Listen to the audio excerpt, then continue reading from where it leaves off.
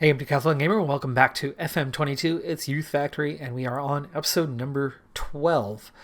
Last time we hit the halfway point of the season, we've only pushed on a further couple of matches so far, though we will certainly progress through the season quickly from here.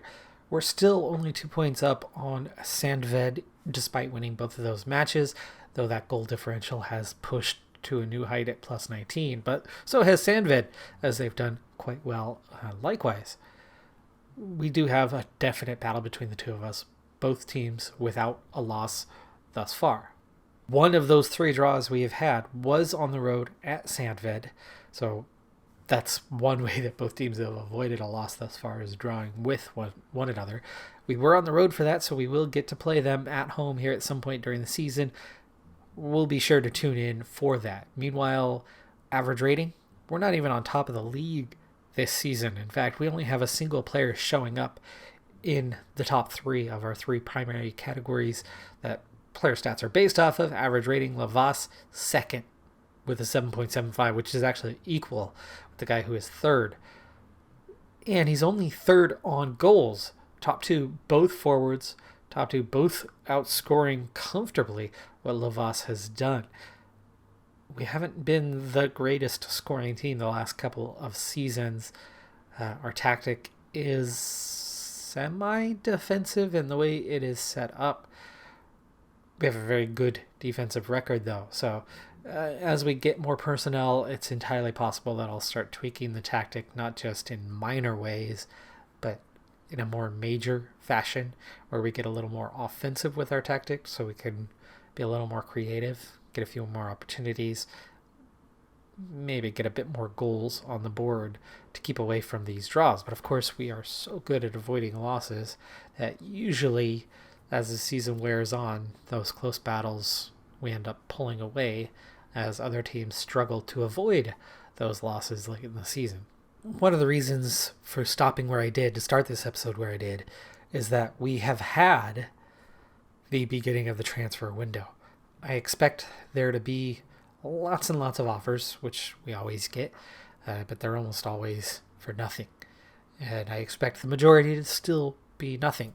But as we saw during the last transfer window, there was at least a couple players that the offers started to get pretty hefty for. And of course, Malem was sold, but loaned back to us for the year. Galzi, we came close on, and I'm really going to keep an eye on it this transfer window, because I wouldn't be surprised at all if we have another offer of a similar value to what we had previously. I think we've hit that stage, and because of the finances, there's no reason to believe that it won't be accepted yet again. Also, worthy of note is that not only do we have 700,000 to cover, but that value is continuously getting worse. We're not bringing in enough money to make the season itself profitable. We're still losing as far as the year goes. Now, last year we lost 166,000, which was better than what we had lost in the previous season by a good 70,000. I mean, we improved by quite a bit to where we had, and that was stabilizing the expenses, the youth cost. Instead of every player making 2,000, they all started making that contract. Speaking of, I actually doubled salary for all the youth intake this year. So instead of making that $72, they're making $150 now. So it's climbing. It's still a small amount. Most, if not all, of the players at the level we are in are still amateurs playing for free. So just being part-time and having any sort of actual salary is still better than the league around us, and therefore, to be viable, we don't have to raise it a ton. But clearly, these players have potential to play at the highest level, some of them, and therefore deserve to at least be paid a little bit. And that'll slowly climb. Even if my finances haven't improved, I will make that go up a little bit year by year. And we're going to start having contracts running near their end. The first group of contracts, I think, expire in 2028, so just a couple of years from now. So next season, those with those expiring contracts, like the youth intake, will bump up to the next level, which will be, 300. That's per year. It's a very small amount of cash. So it's not the main reason. When it's 2,000 per player, that adds up a lot faster. But a few hundred or a couple hundred, a little bit more, isn't going to impact things too much. But we still need some form of income that thus far we're just not getting. We're really not getting it. And so we've got to kind of bide our time. At some point, it will happen. We're only spending 5,000. Payroll technically could be 95,000, but where's the alternative? Where's the money coming from? That's the tricky part. When the money starts flowing in, then I can breathe a sigh of relief. Well, anyway, we do continue to have that debt increase further and further, but at least we're still only at $750,000 at this point. And if we, sell another 1 or 2 players this year, we could at least break even for the year. That's progress. That is something, right? Not continually losing money, but breaking even if it costs us a few guys. Hopefully with the intakes, and the now progression, we can start seeing a little more money and maybe see the board not accept a deal until it's a little bit higher, something along those lines. But anyway, I'd be happy with a break-even type year. That's progress. That's a start. Let's go ahead and move forward into this transfer window. Let's see what happens, and let's see how the team performs in the next little bit. And of course, one big match to watch out for this season that could be a title decider. I've seen debts far, far worse than this, but I suppose things are relative based on very limited income, but more expense. When you combine those two things, losing $20,000 a month when you're a small club is losing $20,000 a month, and you're not generating any sort of income to counter that, because I've had clubs with millions in debt, but we have been warned that we are close to going into administration. This would make things interesting in a couple ways. One, we would likely face some sort of penalty on the field, some sort of points drop. Hopefully not a forced relegation and just start the new season. You go into administration and then you see promotion, but they allow you to be promoted anyway. So then we're up into the 5th tier, but then we start the season on negative 10 points. We can overcome that. Might not make a promotion next season, but we can absolutely overcome a 10-point drop. No problem. We won't see relegation like that. And you never know. Maybe we still get promoted anyway. Could happen. I doubt it, because higher level means higher competition, and that gap between us and them continues to shrink. So maybe we finish 3rd or 4th and stay there one additional year, if it sees our debts wiped clean, and if we can sell 1 or 2 players a year and turn a profit, or just about break even. Either way, if we are resolving the debt, if that $750,000 is wiped clean for 10 points in exchange, I'm okay with that. I'm definitely okay with that. We'll see what happens. We'll keep an eye on it. By the way, one thing that I don't think made it in to the last episode or the episode before it, Rosval, our chairperson. He's in his 2nd term as chairman. He has announced that he will be resigning. He's not going to run for another term. He's not resigning during his term. He's going to finish his term out, but he will resign at some point. Now, we're on, season 5? And it was 3 years? No, we had our first vote at the end of year 1. And then 3 years later, at the end of year 4. So it'll be the end of year 7. We are in year 6 right now. So next year is when we should be seeing our next vote. Dun, dun, dun, dun, dun, dun, dun. Okay, well, not a great answer, but it is some sort of answer. $750,000 bank loan has been arranged to help the club's running costs. Hopefully that means we are not going to see administration. We're just going to see extra expenses every month to pay back the loan, to pay the interest on the loan, but brings us back to about 0. what it also does, as it brings us back to about zero, is if we do make some progress, if we do sell a few players, we'll have a little bit of cash, and we may, I doubt it, but we might be able to get a coaching badge, or, because that's pretty cheap, or maybe, just maybe, make an upgrade to the stadium so that we can bring in the money we need to pay the loan back, to avoid the situation we're in. Right? There's a chance. So, this is a good thing. One more thing of note here, while we're still mid towards the later end, there's still a good week plus, though, until the end of the transfer window, or give or take. Calzi, along with literally everybody else, we've had tons of offers coming in thus far. Not a penny. All free transfers.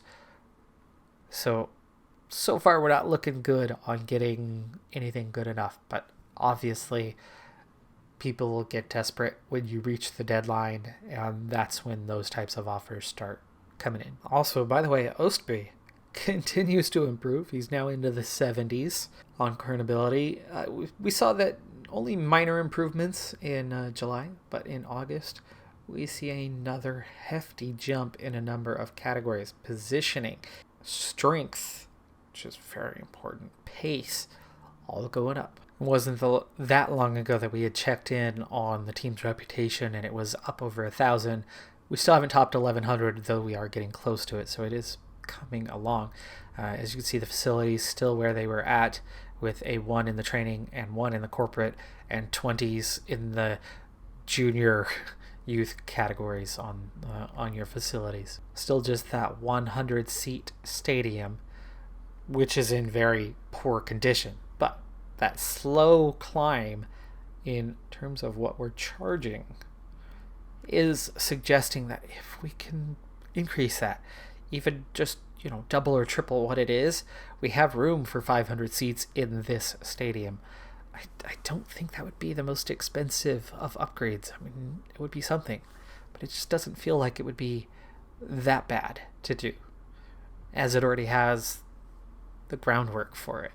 I feel like you could do that for well under $1 million, I'm hoping. We're still August, so it's not showing up, as we haven't entered a new month. It's still same day, but new overall balance, just $588 in debt. That means the loan has gone through.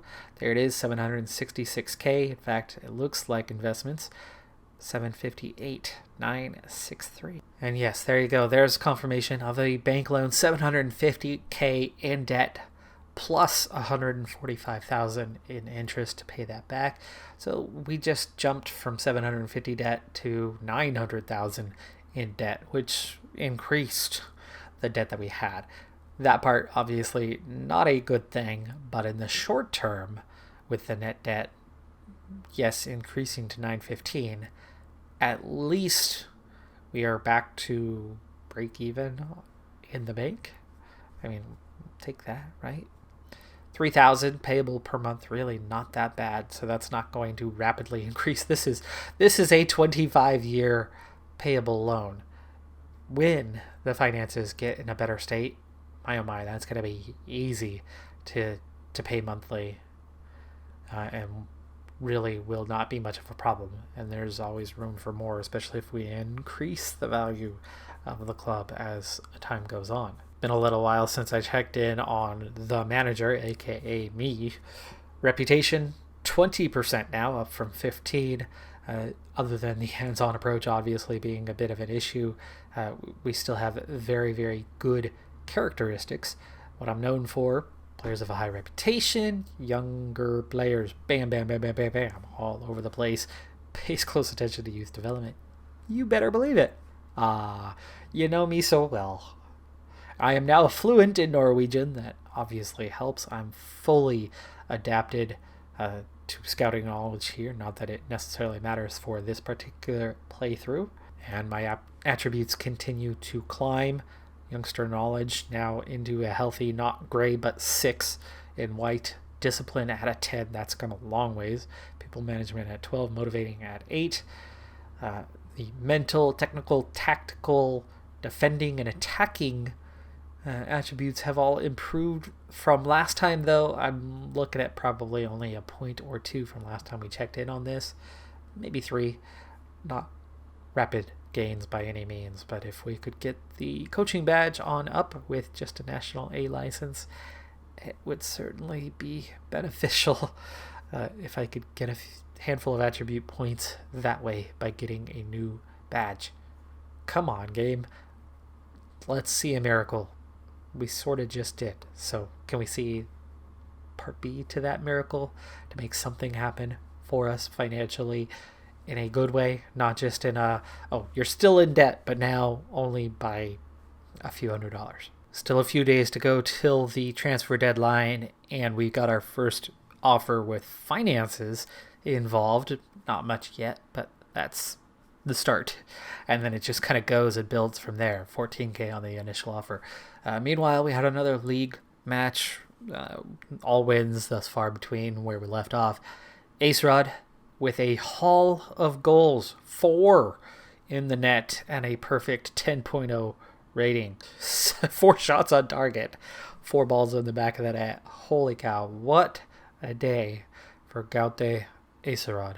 2 more matches played, so that's 13 now. 2 more wins, plus 24 on the goal differential now, and we are still just 2 points ahead of Sandved, who continually are keeping pace.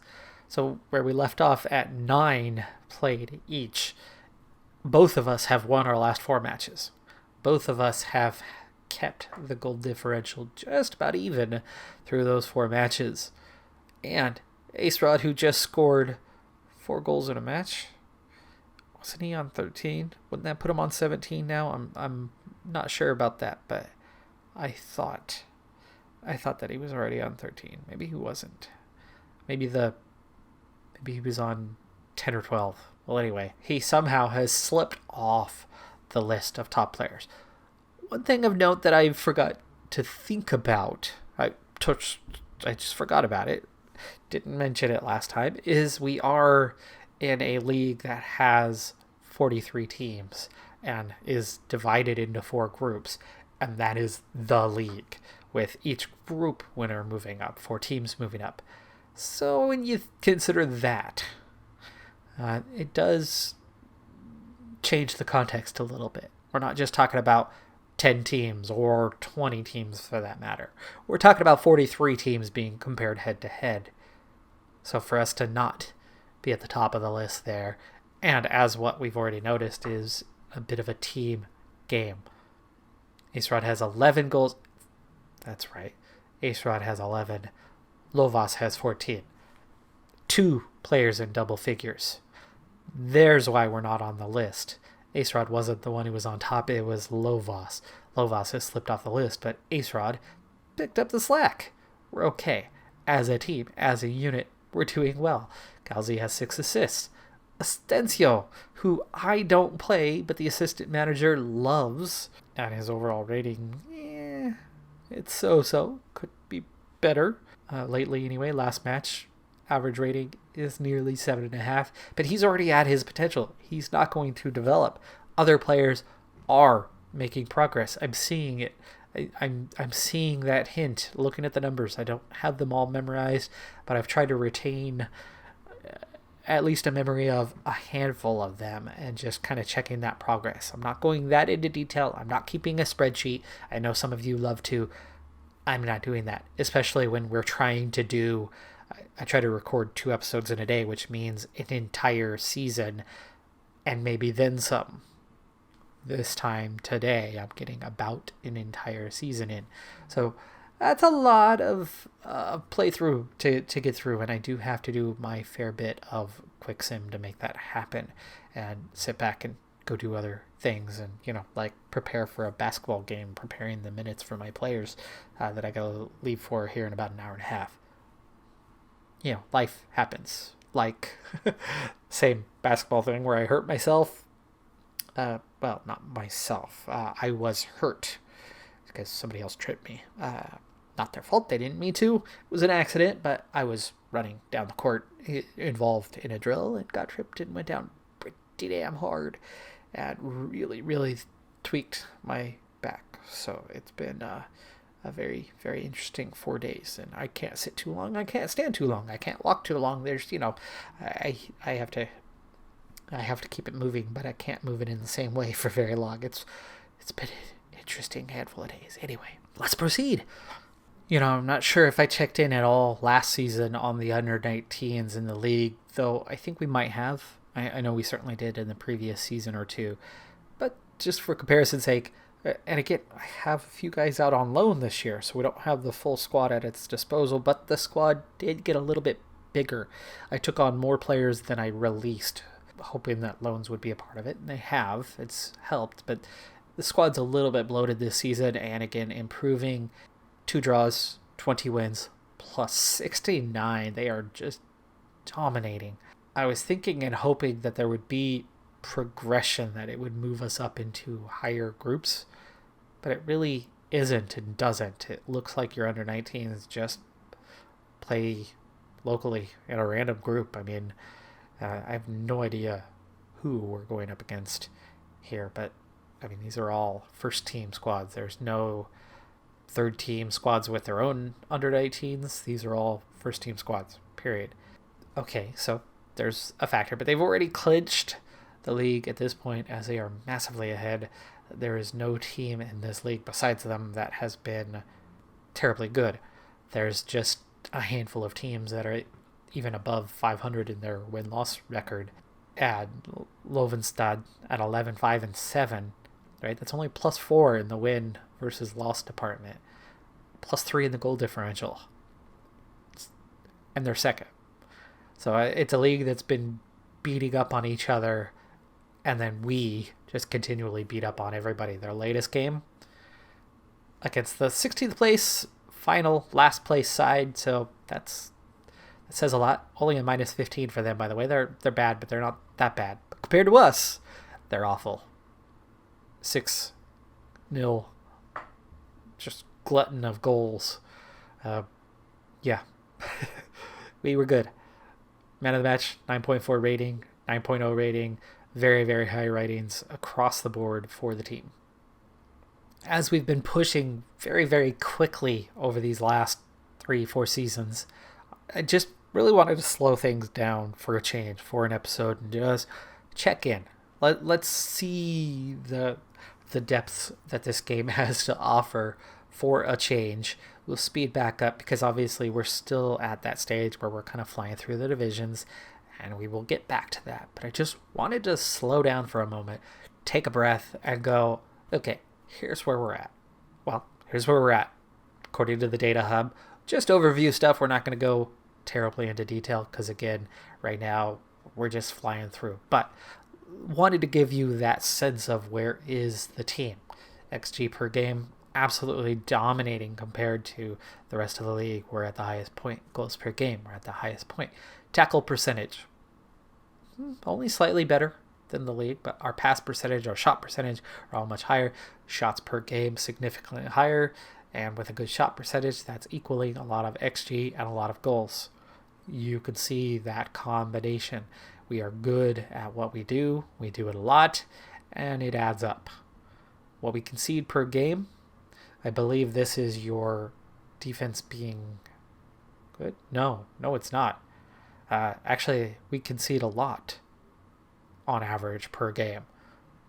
Strange, considering how things have been, right? You would think our defense has been good, but actually it's been quite the opposite. Well, we do have a weak goalkeeper. Defense is our weakest category.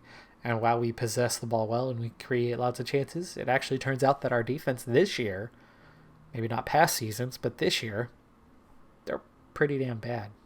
They give up a lot. I would imagine most of that's coming on the counterattack. XG against per game, again, above league average. Team attacking, more specifically, you can see the good things that we do. We don't dribble the ball. We move the ball quickly. Pass. Cross completion percentage isn't that high. It's one area where we're just about league average. That would really help us go a lot further. But overall pass percentages are very good, and that has been to our advantage. But that team defending You can see conceding per game, XG, higher than the average. Tackle percentages are similar. Interceptions are similar, but we're not blocking the ball. We're not clearing the ball. Maybe that's because we just don't have as many opportunities because we possess the ball so much. I bet you if we looked, possession stats would be very, very heavily in our favor. Tackle attempts are very, very low, which makes it, kind of points to what I'm talking about. Could be part of the reason why our numbers are so low overall. We just don't spend much time on defense. That other teams are countering us, and they succeed or they fail, but it adds up to, well, they do succeed a bit more than, maybe their share. We're only fourth in goals in the league, but again, this is looking at 43 teams, okay, not just our 10. We've also only played 13 matches, and all the others on the goal charts anyway, top 8, have played either 15 or 16. In fact, 16 bar 1. Only 1 goal off of corners. We're looking at the first and second league team in the top 6. All of them are, there's 4 groups. There's your 4 first place teams and 2 second place teams. Points per game, we are on top, though that's ski with the goals. Shots for, we're not even in the top 8. So even though we're actually quite good comparatively to the league, we're not even in the top 8 in shots for. Fewest shots against, Sandved. Oof. Wow. Oh, they have an amazing defense. That is where they are really dominating. And yes, we do have a good defense. It's not a bad defense. It's third best in shots against anyway. We don't get shot against that much. It's just coming off that counterattack. I think. Pass completion, third. There it is. Possession, 61%. 61%. We are tiki-taka all the way. 92% pass percentage, not the highest, but it looks like it might be second highest. We're not even in the top 8 in shutouts, though, so there's a factor. But again, matches played, we are behind. Part of the reason why we are behind in matches played is the 4 groups. There's 11, 11, 11, 10. We are the group that has 10, meaning we are going to play 2 matches fewer than the other 3 groups play. And when you look at goals conceded, that's where you go, oh, okay, things are good. Sandved just 8 goals allowed in 13 matches. We have 11 allowed. But you got to look at Crockeroy, Flint 3, Gru that have played 16 matches and given up just 17. Right, if we gave up 6 goals in the next 3 matches, well, that wouldn't be a good showing. So we're definitely above them. 2 goals in each match. That would be pretty poor. But you would suspect that we'll give up, 2 goals, 3 goals in the next 3, and that'll bump us up a little bit. So that is a factor. But yes, I think a lot of our defensive lack of stats has to do with the fact that we have the ball so much and they get it very little. But they will occasionally and do occasionally score, seemingly on the counter, most likely. Free kicks, 3 goals coming out of free kicks. It looks like that's something that I need to focus a little bit more with my training, defending free kicks. Okay, we'll do that. Now we've taken a look. Let's go ahead and push forward again. That transfer deadline, just a few days now. Let's get to it and see what happens.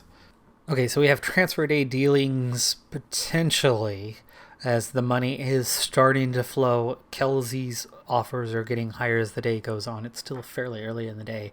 Stensby Jakobsen, who really isn't very good and isn't developing at all, though has potential. And I had a youth intake player who is actually slightly better in terms of actual ability, but I hadn't brought him up just yet. Stensby Jakobsen, though, we got an offer for $15,000, which isn't enough. But he instantly was like, "Why aren't you letting me go?" Well, I said, "Hey, well, what about if they offer more money? I'll accept." So he said, "How much?" I said, $50,000. He said, "Sure, great." He's thrilled by that. So I'm willing to let Stensby Jakobsen go if they up the offer to 50,000. That would really help us in those finances right now, because again, we're right about maybe $1,000 in debt or a few $100s in debt. So that would give us a positive balance in the short term that we might be able to do something with. Oh my goodness, 50K. I could imagine we get a coaching badge for that at least. And, maybe Kelsey, we can sell him for 100K or so. Oh my goodness. But we know that wouldn't be straight money. Probably. It wouldn't be straight fee. We'll see. We'll see what we get. But I'm kind of encouraged. Kind of excited here. There you go. Kelsey now pushing 44K in overall. And Mold. I know this club. I'm very familiar with this club, but I've never known if it's a silent E or not. I've seen their name on paper hundreds of times, but I've never heard their name pronounced, so I could be entirely wrong. If you know, do let me know if I'm pronouncing that wrong. But anyway, Matheson, also another player that they're coming in for with money. Okay, so we have 3 guys that could be, and 2 of those I'm happy to lose. Matheson, not a key player, but he is playing our defensive mid role. Need to replace that. That one I'm a little more worried about than the other 2, but I'd be okay with literally all 3 going. And if we, came out of this with 100K plus, that might actually do something for us. Galzi hands in transfer request. Matheson, who we got an offer for, is urging him not to leave. Okay, we're at 50. We're at 53,000. I'm going to accept. Do I want to accept? No, it's 11:15. It's 11:15, but the bid was rejected because I hadn't accepted. Let's accept the request, because if nothing happens, you can't really blame me. He won't be upset. I accepted 11:15. I don't think we're going to get another offer, but you never know. It's too late. I think we're going to end up with nothing today and hanging on to our squad, which is a good thing for progressing the leagues, but a bad thing for that short-term possibility of making something happen in terms of a stadium or training facilities or coaching badge. First 3 things on our list. Nope, that was it. Transfer deadline has passed. We got just over 50,000 in an offer. Nothing more. Wasn't enough. Board didn't bite. I accepted the Kelsey one, so hopefully he'll not freak out on us. We said yes. The offer just didn't come in the last half hour. Since a few draws early in the season, we've won 6 straight. Through that stretch, Sandved has kept pace, as they've won each match through there as well. Basically, since we drew with each other, each team has won out since that time, holding a 2-point gap. Now, 3 of our final 4 matches are at home, but here is the difficult task that we have to maintain that gap over Sandved. Stegeberg, currently in 4th place, equal on points with the 3rd place side, and a game in hand. If they beat us, they would be in 3rd place, and we would be in trouble. Madla, 5th place. Sandved, at home, but they sit in 2nd place, just 2 points behind us. And we wrap up the season with the 7th place side. Now, there's only 10 teams in our division, so 7th isn't that great. There's no bottom feeders. There's no easy match the rest of the way. We've got to go out and play well. Match today. Good start to that. We're going to watch this one, the Stegeberg match. Let's make sure we take care of business. I think this is our biggest threat besides Sandved the rest of the way.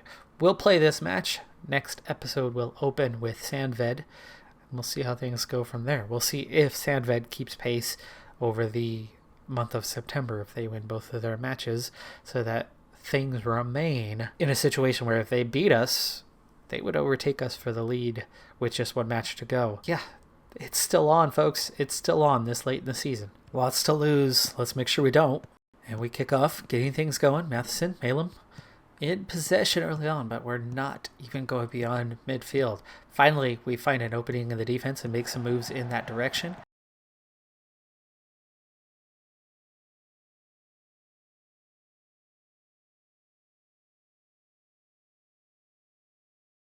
We are not doing anything with the ball. Finally, we set ourselves up, and Darlishta with the shot up into the upper corner. That was on target. Only just, but it was on target. But it was pretty near. Keeper had it covered well. Malum! Goal! Oh, what a free kick! Oh my goodness, we're going to miss him at the end of the season. Well around. Scrapes just the edge of the bar. Right up in the upper corner. No keeper in the world's going to save that one. Great goal. Ostby. Matheson. Malum. Possessing well, as usual. Find Ostby in some space. Nice ball inside. Darlishta misses by just a couple inches. Keeper was close to saving that, so if it was on the inside, it might have been saved. Malum! Second chance, same thing. Slightly different angle, and he nearly puts it in the corner again, and he nearly scraped the bar, but this time I think he scraped the net in the back. Oh, no! Oh, Carlson. Horrible mistake there. We weren't even close to the ball, and he grabs the man, hugs him, and says, here's a penalty for you. It's a gift. Merry Christmas. Happy Christmas. However you say it where you're from. And it's 2-0 just before half. Ouch. Bad penalty giveaway there. I mean, in terms of XG, it had been all them for the first 20-25 minutes, and then finally we got into the match, and they did nothing after that point. And it was all us, the possession paying off, even increasing up to 75%. 1.39 on the XG. Much of that coming from the penalty spot, though, but I'll take it. It's 2-0.